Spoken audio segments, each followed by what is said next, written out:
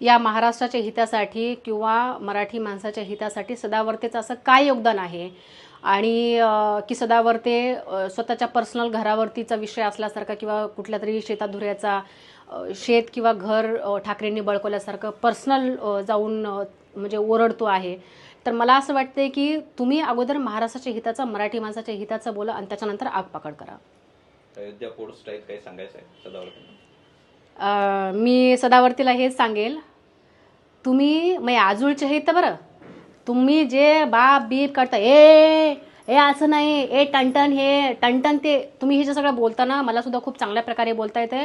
मी तर म्हणेल तुम्ही जसं थोबाड उचकिलं ना थुत्तर उचकिलं तसं आम्हाला थुत्तर उचकायचं येत आहे आणि तुम्ही काय सांगू नका मला तर म्हणी ले गावाकडच्या पाठ येता. मग मी तर म्हणते की माय कुठं गेला हे सदावर्ते आणि बोलवा ह्या सदावर्तेला एका दिवशी मव आणि तुमचंच होऊन जाईल चांगलं. टणटण टणटण काय असतं ना, तुम्ही लय सगळ्याचे बाप काढताना मया समोर या, मग मी हे आणि तुम्ही हे बघू तुम्ही किती कोणाचा बाप काढतात.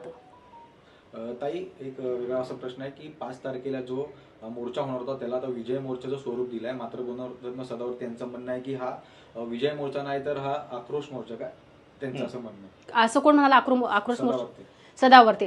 अरे तुमचं तर मला एक सदावर्तेंना सांगायचं आहे, आम्हाला तुमच्या घरावरती बोलायचं नाहीये, पण तुमच्या स्वतःच्या लेकरालाच ना धड मराठी बोलतायत ना हिंदी बोलतात ना इंग्लिश बोलतायत. आता तुम्ही म्हणाल मला कसं काय माहिती म्हणून, ज्यावेळेस सिद्धिविनायकाच्या गणपतीची ड्रेस कोड निघाला होता त्यावेळेला झेन सदावर्ते सगळ्या माध्यमांशी बोलत होत्या.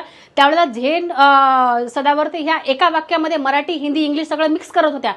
आधी तुमच्या घरातल्या लेकरांना तुम्ही मराठी नीट शिकवा, हिंदी नीट शिकवा, इंग्लिश नीट शिकवा आणि ज्या माध्यमाने ज्या लँग्वेजमध्ये प्रश्न विचारले त्या प्रश्नाचं उत्तर द्यायला अगोदर शिकवा आणि त्याच्यानंतर तुम्ही महाराष्ट्रातल्या जनतेच्या लहान मुलांच्या म्हणजे बुद्धीवरती ओझं ठेवा इतर लँग्वेज शिकण्याचं. ते लहान लेकरू त्याला मराठी नीट बोलता येत नाही, लहान नसलं घरामध्ये सगळेजण त्याला मराठी बोलत असताना तरीही, आणि त्या लेकरांवरती तुम्ही अनेक भाषांचं तुम्ही बर्डन टाकता.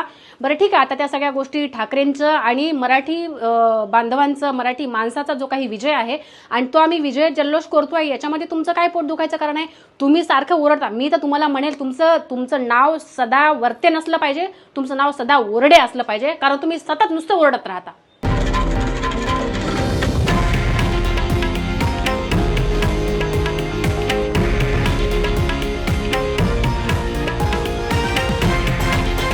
हे आहे देशातील नंबर 1 न्यूज नेटवर्क आणि आपण पाहत आहात TV9 मराठी, एकमेव.